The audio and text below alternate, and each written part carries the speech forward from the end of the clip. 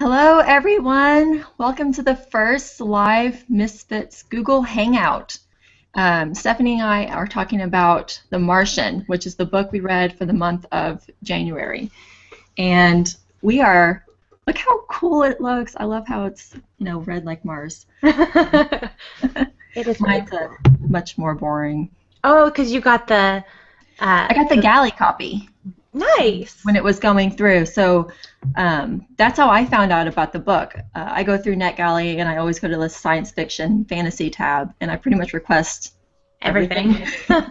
And whatever I get, I'll stick with and read. And for this one, this was one that I read like the first 100 or so pages and then set it aside because I was doing something else. And then we were talking about starting a book club. Stephanie and I were like, we need to read this book. There's Yes. a lot of hype about it. And it was the perfect choice. Yeah, especially since, it's not a series book. And that's the biggest problem with a lot of science fiction and fantasy. I mean, we could read the first Game of Thrones, right?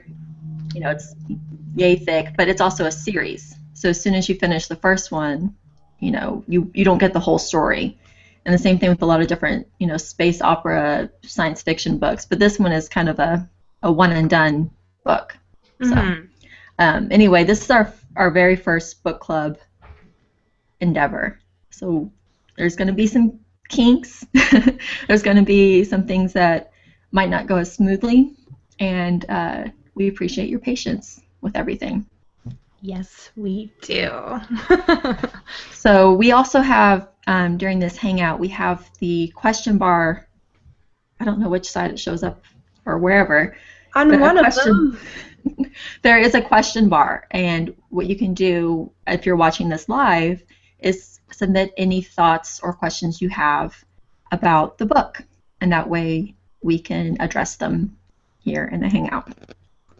So before we dive any further into book and writing, just want to point out Stephanie's doing this really cool project that I found out about maybe an hour ago, and I actually want to hear more about it now that it's out there.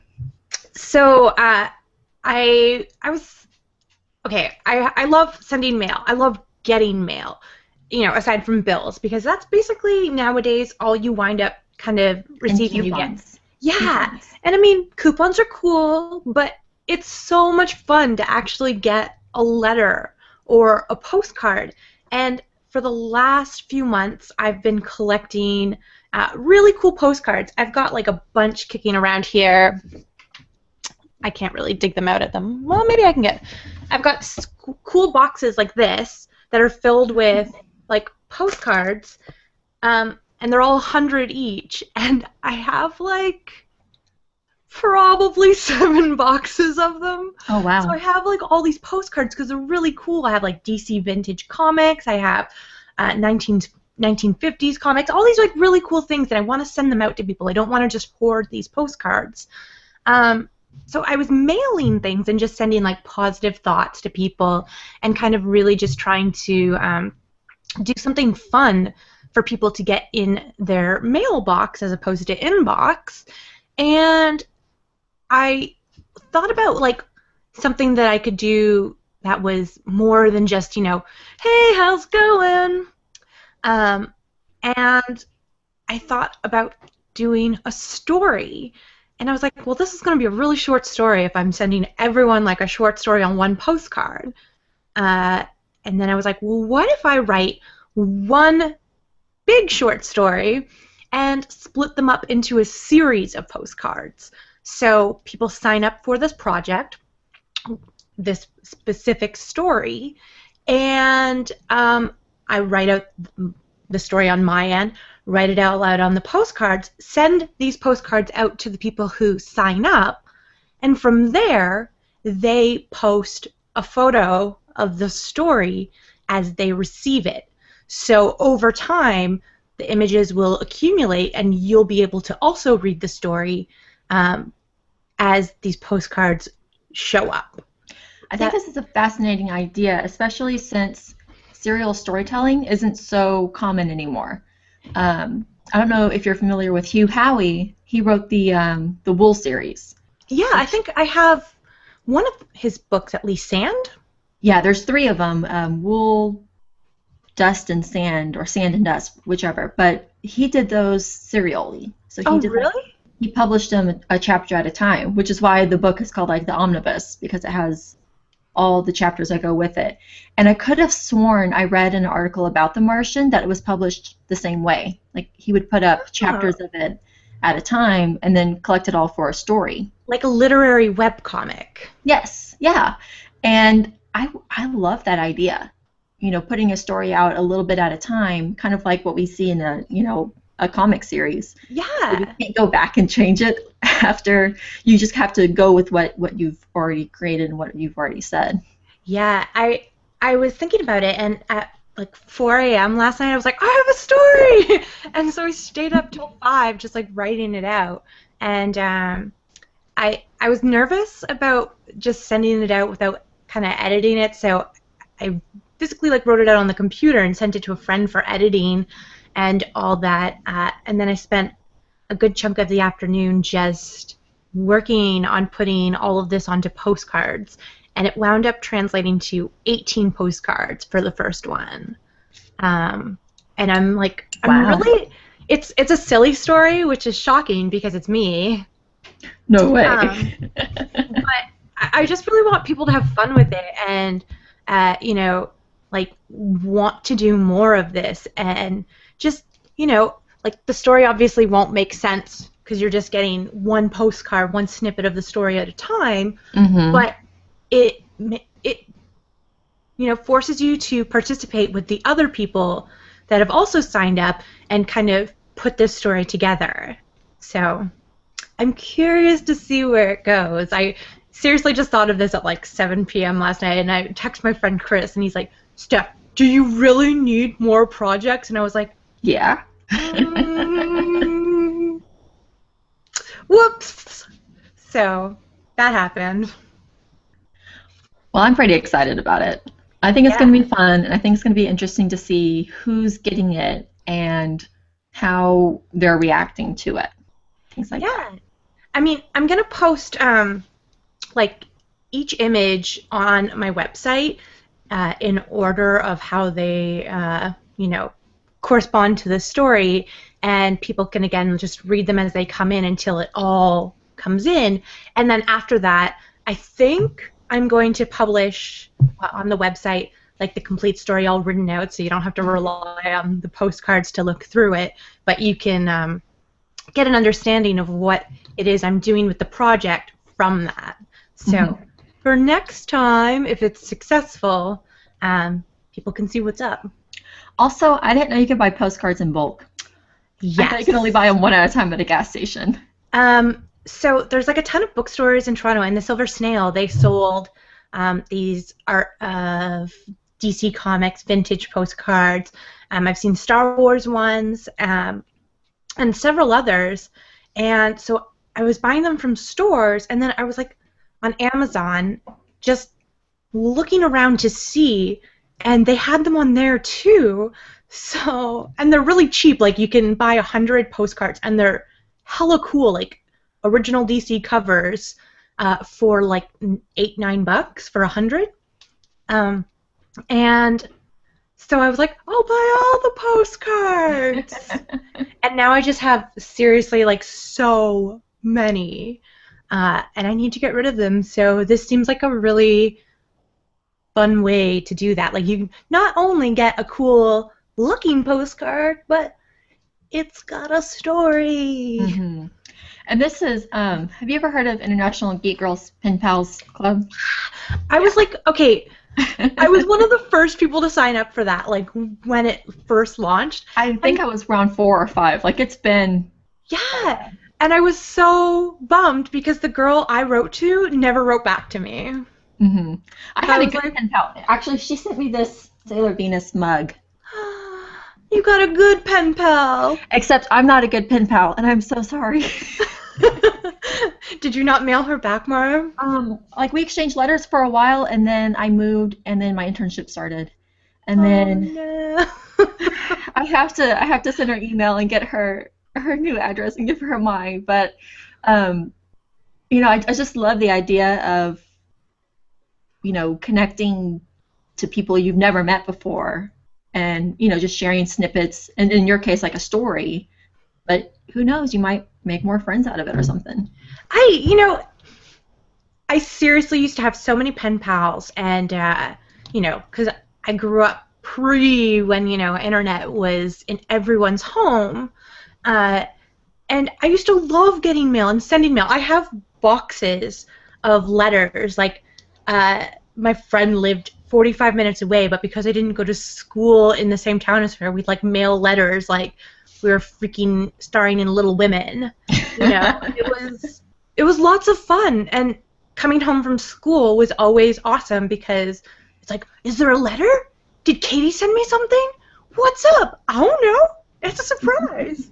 And then it's just so much more fun to write back too, because it's personalized. Like, it's not just your words going on the paper, but it's like how you write and your handwriting. Yeah, like it's just a little bit of you going down on the paper. That sounded wrong, but it feels more intimate, I guess, than just sending an email. It takes so much more time. So, I'm keeping the post office running. Yes, doing your part. Well, let's talk about The Martian. Okay. Again, our Q&A is up, so if you're watching this live, you could submit questions and opinions and thoughts about it. And we're also going to be pulling comments from our forums that we've been going. So if you've commented there on the forum, we're probably going to bring you up. Hope you're okay with that. Yeah. But first, The Martian is Andy Weir's first book. Which is impressive. Yeah, no kidding. Like, first book, I've read, like, The Night Circus was Aaron Morgenstern's first book. Oh my God, I love that book so much. And I do too. And I started reading it, and I didn't get to finish it because spazzy time or whatever. But Name of the Wind by Patrick Rothfuss is another, first book by an author. So I've seen, like, I have that right there. Huh? Really? I just got it. Sorry. We may have to throw that into the mix for book club, because I was really impressed with what I've read so far about it. But this first novel is structurally really well done, and so The Martian starts out as a log by Mark. Mark is the last guy on Mars after a sandstorm basically forces his entire crew to leave and return to Earth. And the situation was basically either the crew leaves to go to Earth now, or everyone's stuck and will never leave Mars. And in the escape, he was injured, and the crew left him thinking he's dead. They saw his pressure suit it kind of like open up, and they couldn't find his body. There was a lot of situations, but we find out that he survived, and he's stuck on Mars with no communication to Earth that we know of. This talk that we're going to do here will contain spoilers, because there's a lot of things in this book that do need to be brought up, and especially the way the book ended. And I think the ending of the book kind of either disappointed some people or just wasn't enough for them. So if you haven't read the book yet and you care about spoilers, it might be good for you to pause and come back later, or just deal with spoilers and enjoy the book later. So first off, this book is a survival story. It is straight up Mark trying to survive on Mars by himself.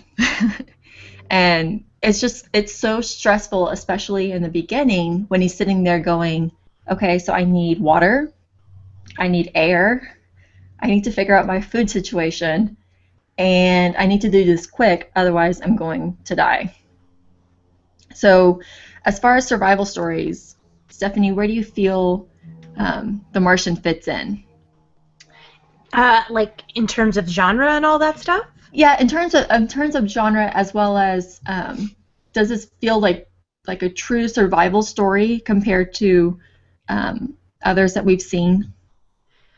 Yeah, obviously it's very steeped in fiction. I mean, because we are not currently sending people to Mars, let alone having people be stranded there. But the science behind the book and everything that goes into Mark trying to survive there really and truly feels like, you know, um, you know, it feels like a story that's just straight from the future. It feels like somebody, Andy Weir, sent a, a, a biography of Mark Watney from the future to us to enjoy as fiction now. Mm-hmm. Is that, yeah. Yeah, and the thing is, with this any survival story, you're sitting there trying to root for the person to live.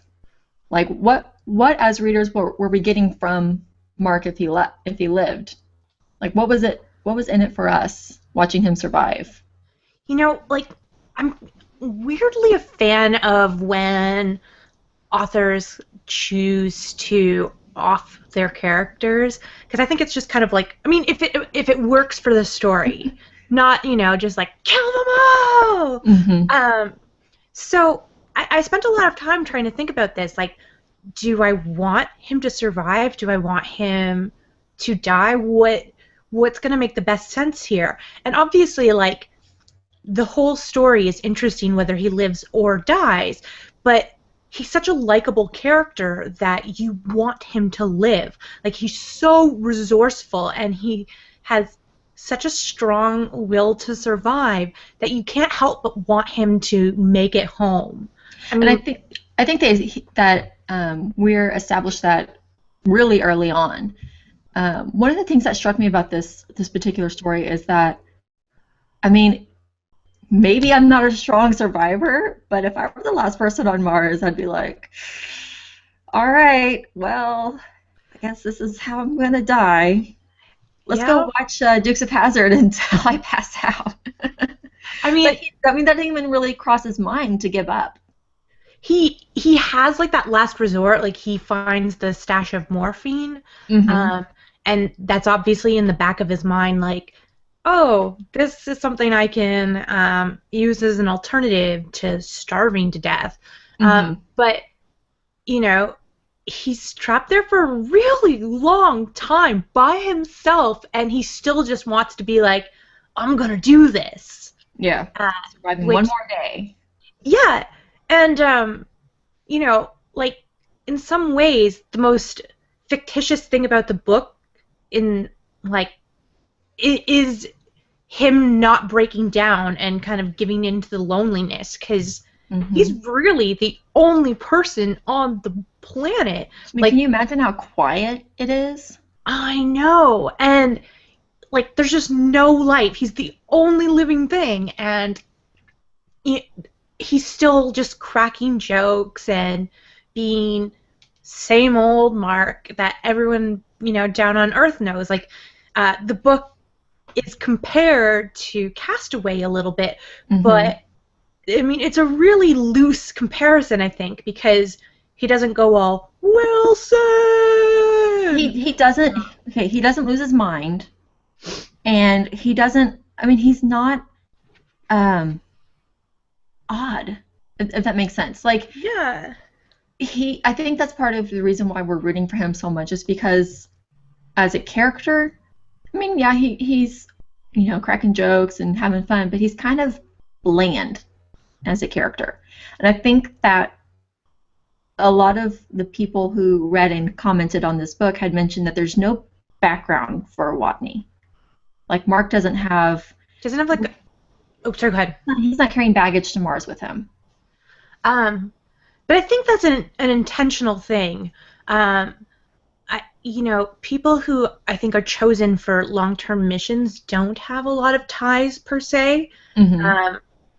Like, they are the ones that are going to be able to leave home for extended periods of time and kind of just be like, what ifs? Mm-hmm. So, I mean, I get I get that aspect of it, and to me, it didn't really occur to me as I read the book. But I can see how it makes Mark a little less human to, Right. Other readers. Yeah, and that kind of having him kind of a blank slate for a character, I think that helps too. Yeah. So we all kind of identify with him. We all kind of, I mean, there was that one line he made about how can Aquaman control whales? They're mammals, not fish. I just opened up that part, Mark. I'm looking it over. When they're sitting there, they're like, what kind of effect does this have on a man's psychology? He's the only person out there. I wonder what he's thinking right now. How come Aquaman can control whales? They're mammals. Makes no sense. Exactly. We've all had that thought. Exactly. I do want to point out because Maria is listening, Hey. and so she's like 5 or 6 hours ahead. Probably has to go to bed soon. So she sent a question in on Twitter. What if Mark was a woman? I thought about that a lot as I read it. I don't know how that would change and impact everything. I don't think it would change anything on Mark's side as far as like surviving day to day on Mars, but I'm wondering how that would impact how people on Earth reacted to having a woman abandoned on Mars. I think, okay, like, I'm kind of just thinking on a level of, like, what women go through in terms of, like, sorry, fellas who are listening, but, like, lady times of the month and, all kinds of, like, icky stuff that, like, men don't have to deal with, like, monthly. And, like, it kind of makes it a bit easier, I think, to make it a dude as opposed to a woman. Like, it's just, I don't know, I guess. And Andy Weir is obviously a guy. And they tell you to write what you know. And guys. Yeah, exactly. So, I mean, it would be interesting to see this book written, like, from the perspective of a woman. But, yeah, I don't know. I didn't spend that much time thinking about it. It's interesting to consider, especially since in the book, it seemed like the entire world was rooting for him to survive and come home. And I'm wondering if the rhetoric they used on, Earth side, if that would change at all with the woman on Mars. Because there are certain things that are tied to being a woman. There's like the motherly thing and, this whole women and children first and weaker sex and things like that. So I'm wondering if, the CNN Watney report would have a different spin to it. Yeah, like how the media would have portrayed it as opposed to...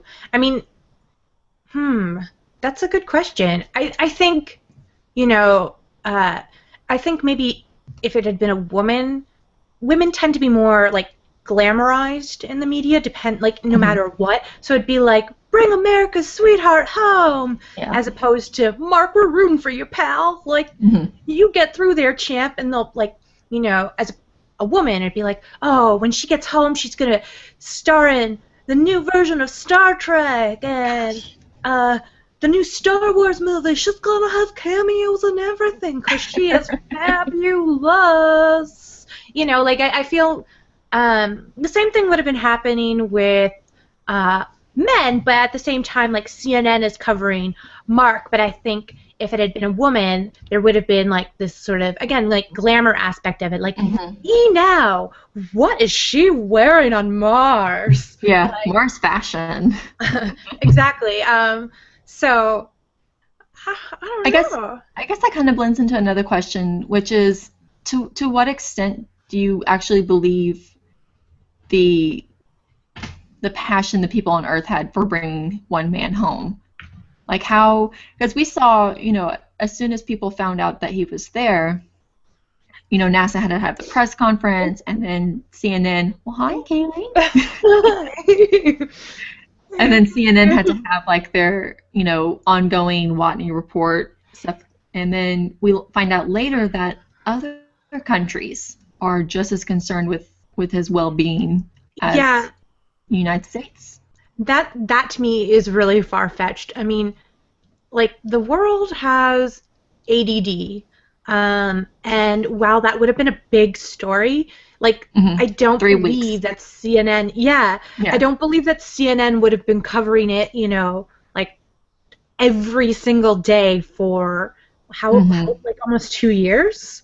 Especially knowing, because I mean, I assume, space exploration takes a long time to prepare and plan and everything, but knowing how slow NASA moves, and then having like CNN report over it, like today on Mark Watney report, scientists sat down and did calculations. Yeah, Um, um, it actually kind of irked me how Annie was portrayed, the media hmm person. Like she's so she works for NASA, but she's so disrespectful to the scientists. She's yeah, like she swears at them. She's like, I don't care about you nerds. Like she just straight up calls them nerds and has like this blatant disregard for them, and yet she's the one running media for them. Like I yeah. just feel like that doesn't translate into um like real life. Um, I people mean, with she could be a publicist who is contracted to work with NASA, and maybe she had a bad boyfriend in high school who dumped her for Dungeons and Dragons or something. Who knows? But maybe. Kristen Wiig is playing her in the movie. Yeah, Okay, see now I can see her being like, "Move out of my way, nerds!" yeah. Like, and it'd be funny, but I can't wait for that. Like as soon as I saw the list, like I was excited about her name and Donald Glover. So I'm pumped for this movie and what they're going to be doing with it. um, but yeah, sorry. Going back to what you were initially saying, um, there's no way the world would have been captivated by this story for, you know, That long. yeah. I think they would be, you know, today he's going to the Mav at the Ares 4 location, and people would be like, woo! But like on a day-to-day basis, be like, he wrote to us in Morse code today, guys. In Morse code. He'd be like, I He's don't tired care. of disco, guys. Yeah, he hates the Bee Gees. And everyone would be like, what does he have against the Bee Gees? I hope he dies on Mars. Like, Watney Gate. yeah, exactly. Andrew sent us a question in our Q&A, and he thought that the book felt a little bit repetitive in that every time something good happened, it broke. Every time it looked like things were going, well for Mark, it it just seemed like, well, it's a huge setback now. I think the one that stood out to me most was when the hub or the hab ripped and flung him across Mars and ruined all his food and everything. And that was like right after he had gotten everything under control. He had all his food safe. He was just kind of like doing daily maintenance, doing his science experiments, and then bam. And it seemed like the book did that a lot to the point where about halfway through I'm sitting there like, nothing good happened right now. Nothing good. Let's just keep everything kind of mediocre and Well, awful for a little while. It's like Gravity, the book.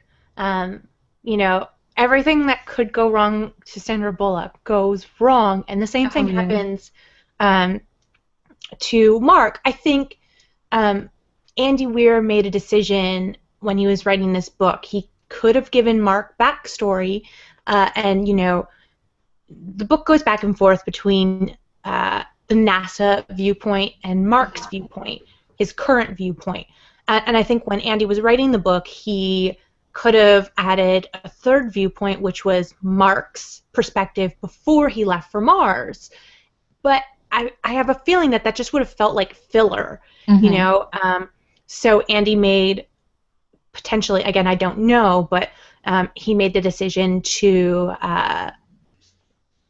either just stick with it and make decisions, that kind of kept the book like interesting, as opposed to just kind of fillered. Yeah, and that was something that kind of surprised me. I didn't know what I was expecting going into this book, because at first, you just have his journal entries about surviving, and then they start introducing the NASA perspective, which brings up a whole new element.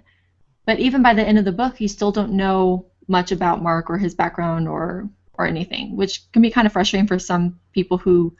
There was a comment about it actually. Where was it? It was BISP 702 on our forums. He was talking about the end of the book and basically said that not enough payoff for sitting through a whole freaking science class. But the science actually, like, it was weird. I didn't understand it, but Andy Weir wrote it in such a way that I did, and I felt so smart when I was reading the book. I'm like, fuck yeah, science. Of course, that makes sense. I know. I was like, of course, why? Yeah, like I felt so smart, and like there was a lot of stuff that I could kind of just skip through because I'm like, this is him explaining science. I don't understand this. I don't know. Yeah, exactly. But at the same time, the parts that I did, like, were oddly accessible to me. Yes. I do believe, and I put a link about this. Why isn't it not taking me there? Okay, well, it's not letting me open that link. I had put a link in the forums, which apparently doesn't work, about how Weir's parents, one's a physicist and one's an engineer. So, of course, you can see how everything kind of plays out in The Martian, which is another thing, because I think most people who are reading this book have no clue about science or botany or survival or anything like that. And I think that's kind of why I like reading science fiction, because I feel like I'm learning about it, even though it's whatever it wants to be. But this one actually felt legitimate. And then doing a little bit of research and looking into, of course it's all hypotheticals, but everything felt so legitimate and felt so real. And, with his background and how much time and how much praise he received for his accuracy, it just made like the technical bits of this novel, which there are a lot of technical pieces to this novel, it made the technical side a little bit more bearable, knowing that, I'm not just, reading fluff by an author who wants to flex his science muscle, but this is actual science that will be useful to know if I ever get stuck on Mars too. Yeah, it's a good book. Like, next time anyone asks, one of those, if you're stranded on a desert island questions, if I'm ever stranded on Mars, I'll take The Martian with me. Yes. Also duct tape. Yes. Duct tape apparently works everywhere, which I'm genuinely curious to know if that's, like, legit. Right. I think it is. There are a lot of people who love duct tape for a good reason, too. There's this Canadian show called The Red Green Show. I don't know if it ever made it into the States, but, like, everything, like, revolved around duct tape with them, so... Sounds kind of like Mythbusters or something. Yeah, like that. It was more like a comedy kind of... It was like hillbilly Canadian My Name is Earl, but if My Name is Earl was a TV show, talk show thing. I don't think I want to watch that. It's funny, but anyways, that's way not on topic. Andrew asked a really good question about if we believe NASA would actually spend all that time and money on saving one person, or do we think they would try and cover it up and let them just die on Mars? I think if there was a possibility that it would never leak, that the general public would never find out, I think they would just leave him. But as soon as, what was her name? It was like Whitney or Wendy, something like that. As soon as she saw the pictures of him on Mars, they had to do something. Mindy, right? It was something E. I think it's Mindy. Okay. But because there's some sort of like Freedom of Information Act or something like that. But honestly, that's a lot of money. That's a lot of projects being ruined. Like China's project had to be postponed, and then the Ares 4 project, they were borrowing things from that.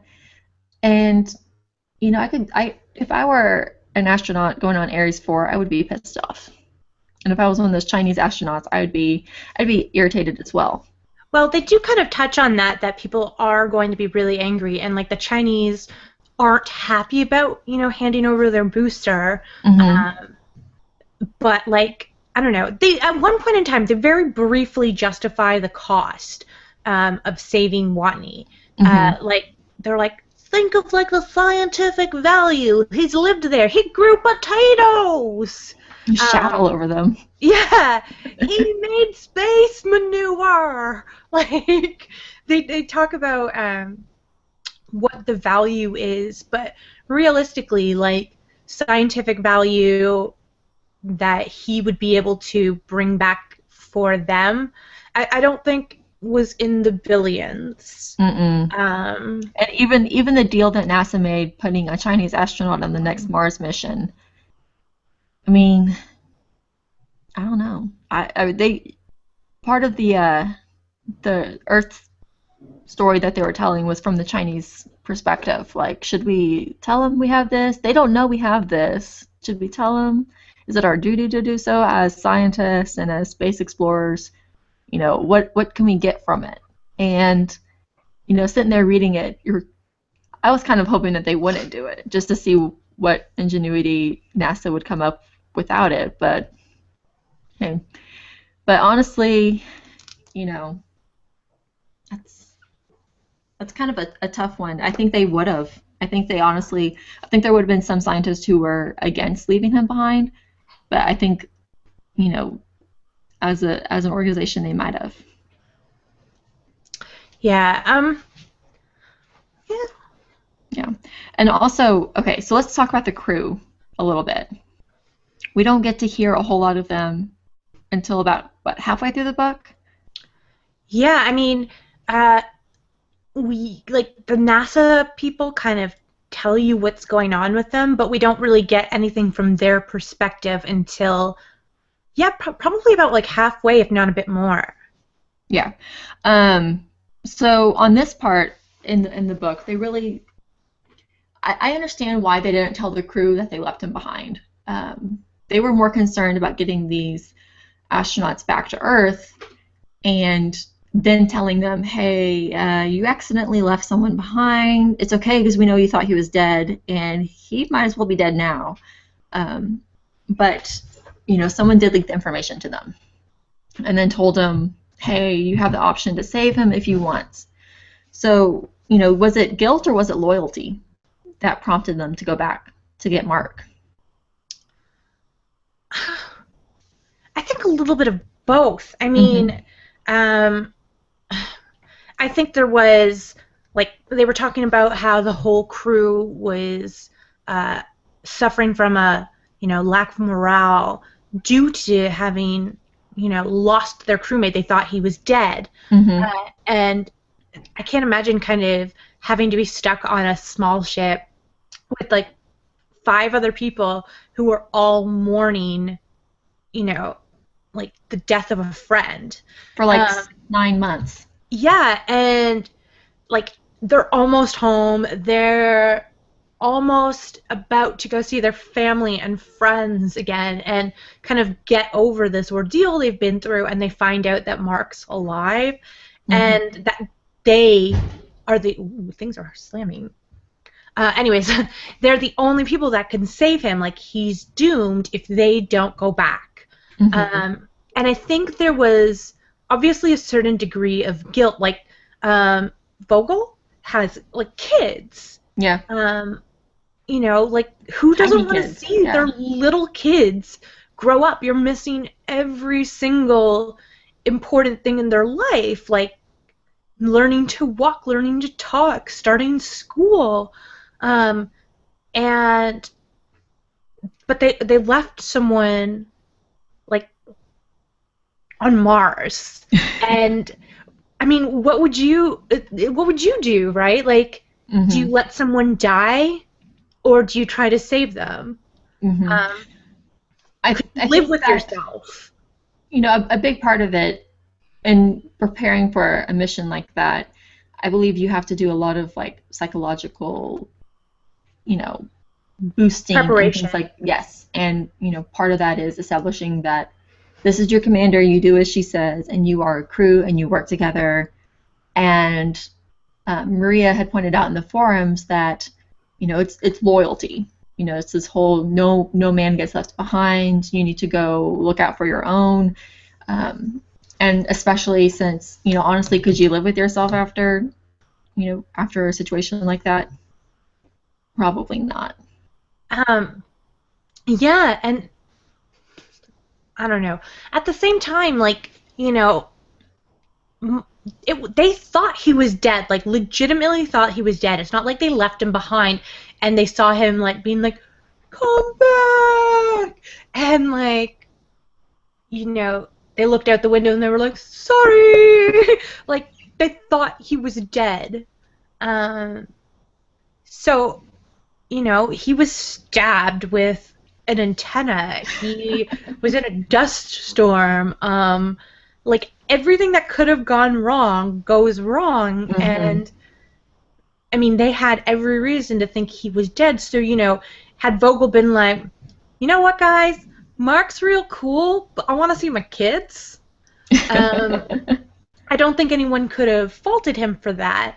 I mean, like, that's a long time to put into saving someone that you're being paid to work with. And I think it would have added an extra 1,000 days to their journey. Yeah. Something like that. Like they have to go back to Mars and then swing all the way back to Earth. But plus, it endangers their lives, yes. to go back, because it's like a super. No one's done this. Their ship wasn't meant to be out this long. Things are falling apart. Mm-hmm. They're running out of food. They were risking their own lives to save one person. And I'd like to, going, we're full, full spoilers now, but they do save him. They find out a way. It's really weird, ingenious way to save him. And then the book ends. Yeah. There's no, once he gets on board, he's like, this is the happiest day of my life. We don't get to see how his parents react. We don't get to see how the United States feels about rescuing him. We don't get anything about his homecoming. We don't even know if they survived the trip back home. Which is awful. Like, I thought there would have been an epilogue that would have like flash forwarded to them back on Earth. Yeah. I hope they cover that in the. They have to in the movie. People are satisfied with endings like that. I hope so. But yeah, it is a pretty unsatisfying ending, especially for like the resolution. Like, he's saved, but at the same time, I think maybe Andy Weir was like, all right, enough bad stuff happened to these guys. Mm-hmm. I don't want to write 6 more chapters of this book in which they just have smooth sailing home and everything's hunky-dory, because that's going to be really boring. So do I write that? Do I make things up that can go wrong for these guys so that everyone now reading it can be like, oh, just give them a break? Or do we just end it and leave it up to everyone's imagination? I like the ambiguity of the ending. Yeah, me too. And, it's a little bit frustrating because it's so stressful going up into that point, and then you hit that point, you're like, I'm done? I know. But, reflecting back on it, I'm like, I don't need to know. It was a survival story, and he survived living on Mars. He may not have survived the trip back to Earth, but he survived on Mars, and the book is called The Martian. So, and there's this whole thing about leave them wanting more. So, but I don't know how that's going to play out on screen. But though, Gravity, The Martian has a lot of elements that we also saw in Gravity, and in Gravity, it kind of concludes. I don't know. It's been a while since I've seen that movie. Yeah, I saw it only once in theaters, like Me too. That was a after New stressful York movie. Comic Con.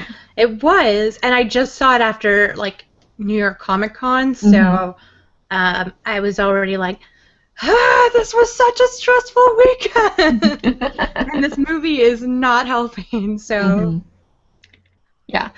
One thing that a lot of people said about this book was they called it a page turner. That yeah, it was one that you couldn't put down once you started to get into it. And I definitely felt that way, especially when you got the point where you're having NASA and Mark go side by side.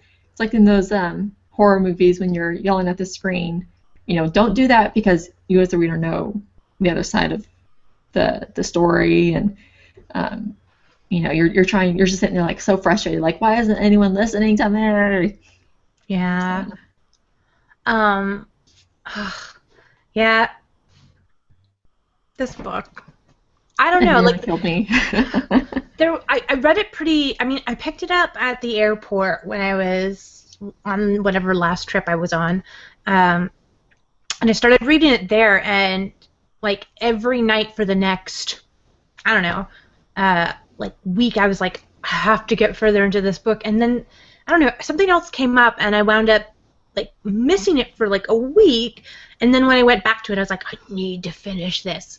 It was a page turner until I got distracted, and then it became a page turner again. All books are for me. Yeah, me too. Andrew also mentions, do we think the way he survived is that believable? And in the beginning of the book, the way that he survives, like this antenna basically cuts open his suit and rips up. I think it's not his, just part of his side, like no major organs or Yeah, anything it's just like like a that. flesh wound. And the blood, as soon as it hits the Martian air, congeals and clots up and forms a seal. Which I don't know about you, but that made me sick to think about. And with that seal of his own congealed blood, Nope. he was able to like repressurize his suit and regain consciousness and do stuff like that. Um, I think for the purpose of the book, it makes the most sense.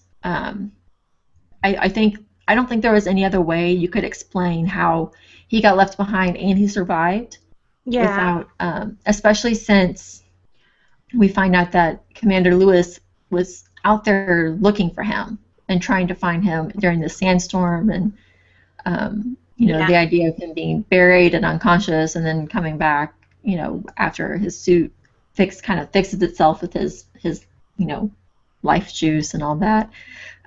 Life juice. I feel like I said blood too many times. Like when you're on or you're writing or something, and you can have it to where it picks up how many times you say a particular word, so you can go back and change it. I feel like I just did that. You're self-editing. Yes, but for the purpose of the story, it makes sense, and as a reader who doesn't understand all of science, I can accept it. Yep. Um, he needed to be believably dead, and there needed to be explanations for, why. I mean, because dust wouldn't have caused his suit to no longer read his, His biometrics. yeah, his vitals and all that stuff. So we needed a believable way to also believe, like they needed to believe he was dead because they, were doing everything in their power to save him, beyond their power, really. Like, they went and she endangered her entire crew to try and save one person, which really kind of technically makes her a bad captain. I don't think anyone faulted her for it. I don't think so either. But I mean, if we're talking technically, She probably is not manning any more missions to Mars. yeah. Although Which is a shame. she manned 2 missions to Mars technically, and is like the only Yeah. person to do that. That's But, true. I think it was far-fetched, but it worked because the book, it they claimed it was a freak accident. They were like, it wasn't like they were like, this totally believable thing happens to this guy on Mars, and he's stranded there. They're like, a freak thing happens. A series of freak events, one after another, causes an astronaut to be, stranded on Mars. And I So, think it yeah, also like, protects the crew by showing, for all points and purposes, he was dead. So no yeah. one has any blame for the crew. You know, they all praise the efforts they made trying to get off planet and, you know, get everything together. And it just, you know, the way that it's presented, it's all heroics. You know, he survived this and he did his best on Mars. They did their best trying to find him and save him. And then when they realized that he was dead and then they realized he didn't, they came back for him. And I think that's what makes this a good story. Yeah. Um, by the way, did you see Amy Good Evening's comment about your comment on Twitter? Oh, She about said, Dungeons and Dragons. yeah, maybe she had a boyfriend in high school who dumped her for Dungeons and Dragons, and she says, that's why I hate World of Warcraft. I think secretly that's why my husband won't let me play World of Warcraft. Oh. I'm gonna dump him for it. I did convince him, and he promises, so he better play at least one session with me, playing the new D&D Next stuff. Ooh. Like, you know, this is sidebar, totally non-book club right now, but last No, Friday no.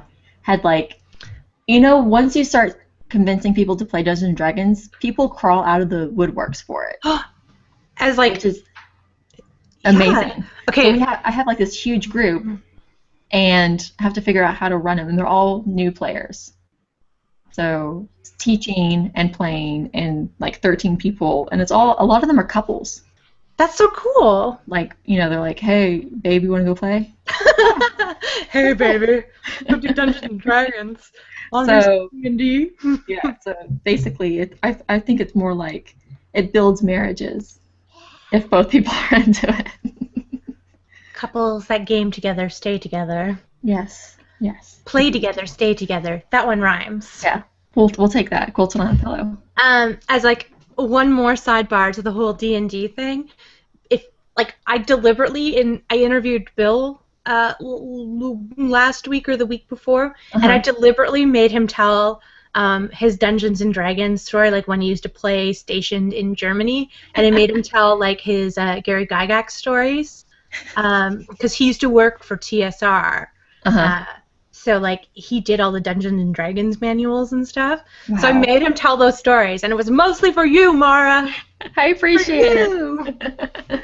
I love D&D stories because they're just so, you know, the person telling them is so excited, but the person listening is not as excited. You'll have to listen, because at least to that snippet, because it was for you. I appreciate it. Okay. So Maria asked on Twitter, what TV show, book, and CD would you have taken to Mars? Disco. And so the background for that is in the book, they're all allowed like a flash drive of material to last them basically their entire journey. And that is the hardest question to ask, especially since it has to be something that has a lot of episodes and things to it, as well as music that it will not make you sick to listen to, and books that, you know, in case you read too fast, you can go back and reread them. I mean, she's asking like singularly. I know. I'd like to point out that like Johansson had an entire like Kindle of mystery books. I mean, just because she chose to only bring Agatha Christie, like. Little variety, please. And I mean, they had like Dukes of Hazzard, Sanford and Sons. Three's Company. Yeah, and Three's Company. And then the music was like disco. It was like the Bee Gees and ABBA. Yeah. Lots of ABBA. Which we find out why later when her. Yeah, her which was like, cute. You know, like it made. It's their thing. Yeah. It was like her tie to being on Earth. Mm-hmm. I think TV show wise, gosh, I know it's hard. I know. If I had to bring, how about this? I'll bring a franchise. I'll bring Sailor Moon with me. Oh, I thought you were gonna say like Star Trek or something. No, that'd be too meta. Feel like this doesn't happen when you're really in space. Like I don't think I'd be able to do that. But Sailor Moon, because it's planety, but it's also a lot. And I have not finished all of Sailor Moon. Like all the movies and the TV shows and the spin-offs and the musicals. I'd bring it all. Just all of it. I don't know what I would bring. Oh gosh, right now because I've been like on a like comedy kick, I'd want to say like Archer or something. Hmm. I don't know if I could watch it, for like 2 years. Have you seen Um, Frisky Dingo? no. Okay, you need 15-minute episodes, but they Okay. are hilarious. That's my Okay. recommendation this week. Go watch Frisky Dingo. I love like a Harvey Birdman. Um, Hmm. that show is amazing. Um, yeah, I don't know. Like I find that like TV shows tend to be like animated stuff and comedy tends to be my big like things that Hmm. I'll rewatch over and over again. Like I just watched like for the second and a half time Brooklyn Nine-Nine and it's still so funny to me every Yeah, time I watch it. Um, yeah, same with like Arrested Development. Always funny to me. Never not funny. Like and that has every good time they open the freezer and it's like dead dove, do not eat. Like it's like, always funny. and that one has good. You can rewatch that one over and over again. Yeah. I think I would also bring Dragon Ball Z and Ooh. Gundams, like all the Gundams. What? That's like you're such a cheater. That's like that's like oh, I'm only gonna bring Gundam. Like it's like All of it. jillions of episodes. Same with like That's the Dragon whole thing. Ball. That's like That's saying why. that's like saying I'm only gonna bring the entire Pokemon franchise with me. Like That's a brilliant oh. idea. If you're going to be going to Mars, and so that's I need to get there, and then you're going to be there for X number of days, and then you're going to come back. You need to have something that you can watch a lot of. That's true. And all of Dragon Ball Z, I'm talking like Dragon Ball, Dragon Ball Z, Dragon Ball Z Kai, the GT, all of it. I want all of it, and the live action crappy movies and stuff like that. Bring all of that. um I haven't watched. Just to sit down and do it. what about music? I'm terrible at music. Like, can I bring audiobooks instead? Maybe. Okay, music. I like angsty 90s women. So, Yeah, the Cranberries. yeah. And Fiona Apple. Yes. So I'll bring Win the Pawn. If I had to bring one CD, that would be it. I mean, I'm not going to narrow it down to one CD. I'm going to kind of do what you're doing. I'm going to cheat a little bit. So, BBC Radio has this series called, I think it's just like Live Lounge, and every time the artists perform, they perform one of their own songs, and they perform a cover of someone else's song. And like they've only ever like released a couple volumes of this, so there's like a handful of songs, but there's like hundreds and hundreds and hundreds of them out there if you can find means to get them. Anyways, I obsessively find these covers and like I have a whole playlist because like a lot of them are even just like pop songs that are like slowed down or like turned into like alternative. I don't know, and they'll be like Santa Gold covering Adele or Adele covering like electronica, and it's just like really funky, fun stuff that I love listening to, even if I don't know the originals. It's still pretty cool. Yeah, so I have an obsession, and I seriously listen to it probably more than this playlist, more than anything else. So I would probably bring that. I want to borrow that when we're on Mars. It's pretty good. I mean, there's something for everybody. And here's like one of my recommendations. Whether or not you like either Mumford and Sons or Taylor Swift does this brilliant cover of White Blank Page by Mumford and Sons, and it's amazing. So look that up. Okay. Oh, and what's her name? God damn it! Oh no! Oh crap! I'm trying to think. She sings a song called New York. Now I want to open up my iTunes, but like I don't want to crash everything. But there's There's a song. You know that Sing Sexy it. Bitch? No, I don't know No. that one. I don't know that one. Like, uh, crap. Um, let's see. Oh, there. Paloma Faith. I've Paloma Faith. never heard of her. There's a song called Sexy Chick by David Guetta, and it's like, damn girl, you're sexy bitch. Let me tell you what, damn girl. But she does this cover of it, and it's like slowed down, and it's kind of like jazzy and stuff, and it's fantastic. Yeah. Oh, and Corinne Bailey Rae doing a cover of the Raconteurs. Really? Really. She does Steady as She Goes. Steady as she goes. Yeah, that one? She does it, and it's like, it'll blow your mind. It's so good. Okay. What's it called again? BBC Live Lounge? Yeah. Lounge Live? You kind of, like, if you look them up on YouTube, there's a lot of videos. Like, it's hard to find the actual MP3s or CDs. But if you look up it's like Live Lounge or Radio 1 on YouTube, you can find them.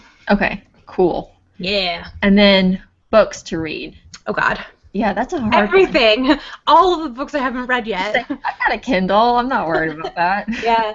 I mean, books don't take up a lot of memory on your they really don't. iPad. So I think, I would go bring an iPad instead of my Kindle, even though my Kindle's a lot easier to read, but my iPad has Comixology. Yep. So even though I've read all of the Sandman series, I think I would put that on there. And, what else would I put on there? This is a hard question now that we've opened up to comics. I know.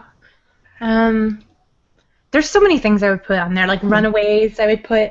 I'm like looking at my bookshelves. Yours are right behind you, and like yours look so nice. I've got like this weird door and like my closet, and all my cool stuff is like over there. You can see Puppy Cat. Puppy Cat.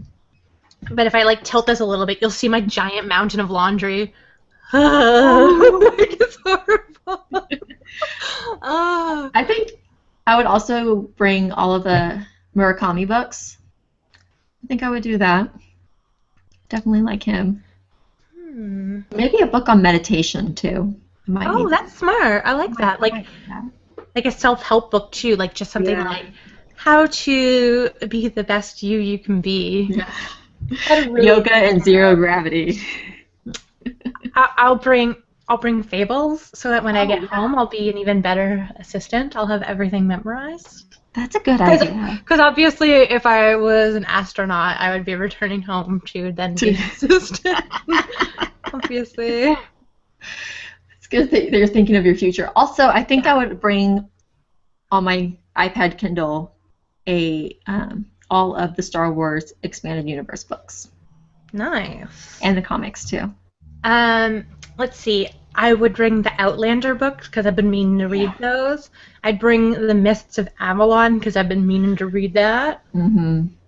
I have like a collected edition of all the Golden Compass books, His Dark Materials. I'd bring that so I could, plow through those books again.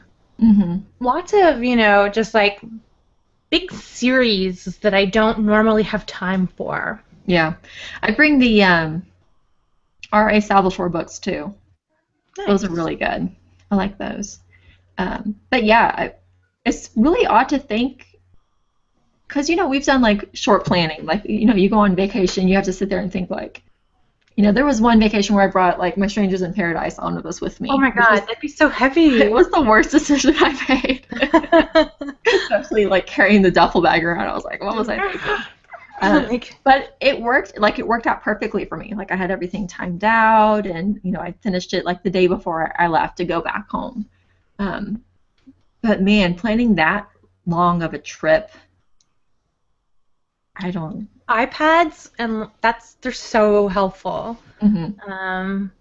Yeah, because I hate having to carry heavy things when I'm at the airport. Like, I check my bags every time I'm there because I don't care. I don't want to carry my crap around. Yeah, I had the worst time coming back from San Diego Comic-Con because I did like carry on my bag, and I had bought all of Queen and Country and Stumptown hardcovers. Oh God. It was the worst. Like, it hardly fit up in the compartment. I'm just sitting there like Shoving shoving it it in. And I was like, I'm glad I bought it though. Um, so let's look at some of the comments people left in the forums about The Martian.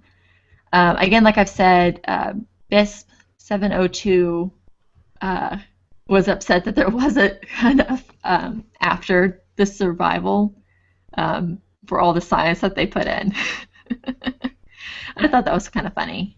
And then Kid Keith said that he's been thinking about if he liked it or not, and I guess came to the conclusion that it doesn't really matter. The book is very intelligent and scientifically accurate, not that I would know, depiction of what it'd be like to be gifted astronaut trapped on Mars. If you like quick reads, I think you'd like this book. It's a page turner. For me, I like books that change my paradigm, at least for a little while. This book didn't do that for me. I fully appreciate it for what it is, but at the end of the day, there really isn't much to talk about. When trying to talk about, I feel like that Farley sketch, like, hey, remember when he flipped the rover? That was cool. In the end, cool book, fast read, nice story, not for me. Not that that matters at all. I think I like that Kid Keith pointed out that even though that, it wasn't a book that he was, I think it's he was interested in, if not just, that he was interested in, but it doesn't really matter because, it could be for somebody else. And I think that's an important part of fandom and a very mature response. Yeah, it's cool to be objective when you're checking out a book. Like, it's like, this might not be for me, but it's still a good read, like something I can recommend to somebody else. Be like, hey, it wasn't my cup of tea, but you're into, botany and engineering and space travel. You know what? You should read The Martian. Like, I appreciate people who can make informed decisions like that about books. Yeah. Or anything, really. Sorry. I think you made a good point about books changing your paradigm. And I think that this one isn't a paradigm changer because it doesn't really deal with like the existential crisis of being the last man on Mars. There was no like revelation to it. There wasn't any type of like psychological struggle. It was very technical. We need to get from point A to point B, left on Mars to getting off Mars, and this is how we're going to do it. And that's how the book approached it. Now, as far as, its popularity, this book was a very popular science fiction book for 2014. And you can see why, it's very, despite all the science, it's very accessible to readers.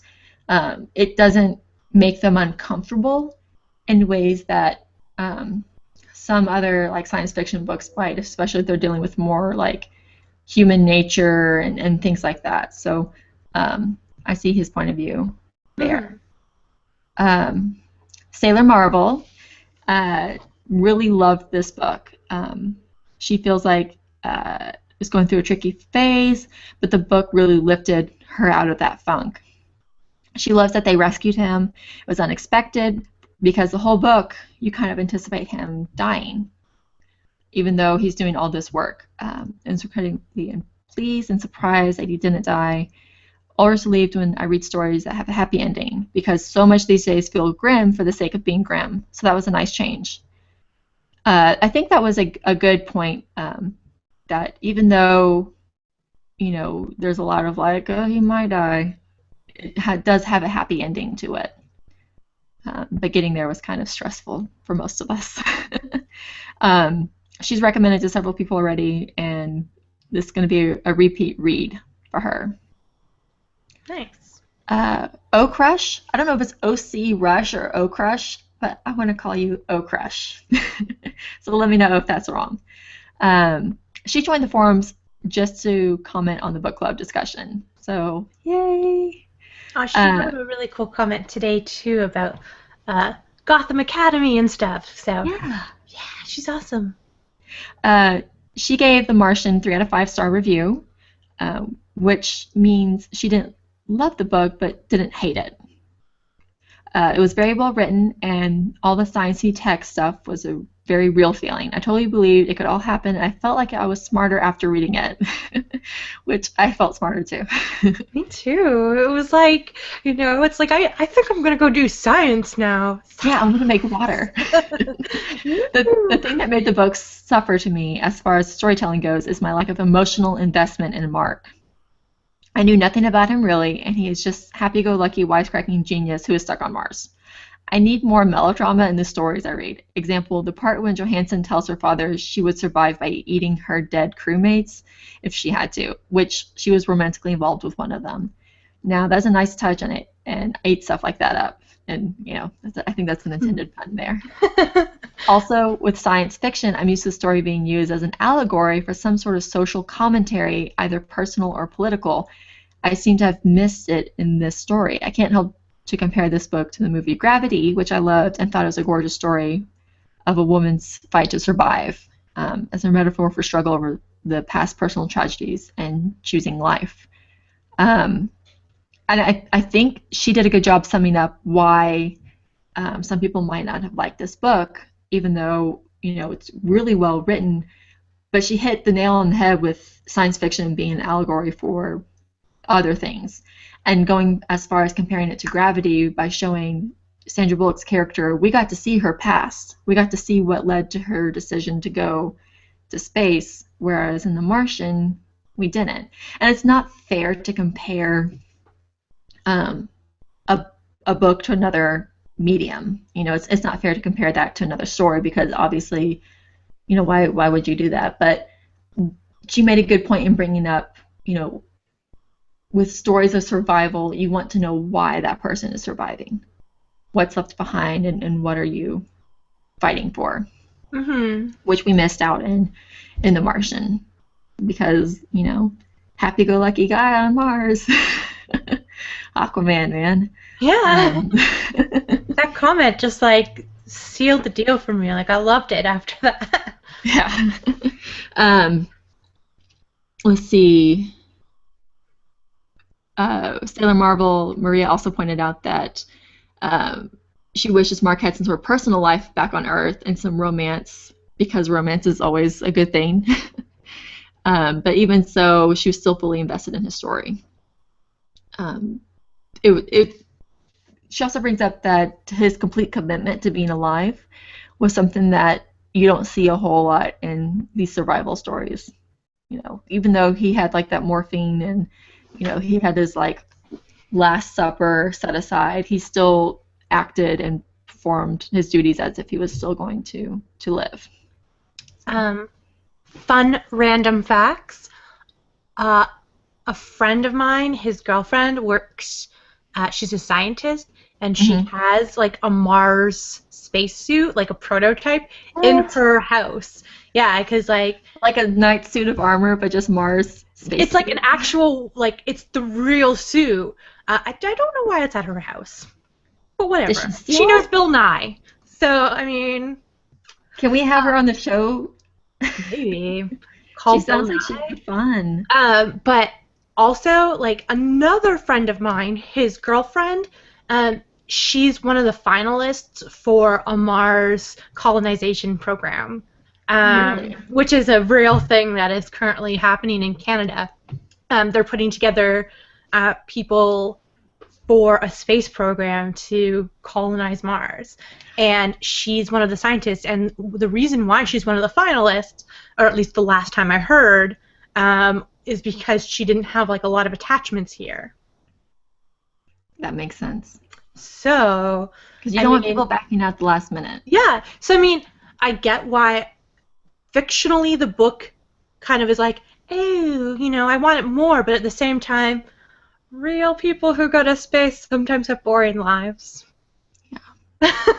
Yeah. And you'd hate to sit there and think of it that way. I know. It's kind of depressing, and it's, you got to see that some of the characters, Lewis and her husband and their love for 70s culture, and that was a really sweet moment. I genuinely liked how excited she was that he found vintage ABBA for her. Mm-hmm.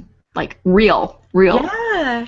And Martinez and he's something like, if we go on this extended trip, my son's going to be this old, and I still have not seen him, or I just saw him like right after. It was some situation where, this kid's spending his early years not even knowing what his dad looks like. Yeah, he had no memories of him. Mm-hmm. And then, of course, like we said, Vogel and his children and family and things like that. But it's still, even so, that didn't even play that big a part in the book, in their decisions. But they were also minor characters. Yeah. I don't know. Like, I wonder if everyone thought they were more relatable than Mark. Like, if one of them had been trapped on Mars, would the story have been more compelling? Maybe. Like, Vogel, for instance, like, I mean, Johansson didn't really have anything going back for her at home either, other than her parents. But her story becomes more compelling because she's romantically involved with Beck. Mm-hmm. So obviously you're like rooting for her to survive because you want those crazy kids to have a chance. Yeah. And like, Vogel though, he's the one that we hear about the most as being with like a family. Like NASA talks about it, Mark talks about it. Everyone really makes sure to point out that he's the family man. Mm-hmm. And if he was trapped on Mars instead, I guess there'd be maybe more of a sense of urgency. Like I think it also becomes a little unfair to his family. Like, yeah. Like you're also then going through the stresses of what those people's family are going through, and then it just becomes so much more stressful. The whole book is just stressful. So I think we've hit on just about every point with the Martian we could hit with. I don't think we have any more questions. I think our Twitter is...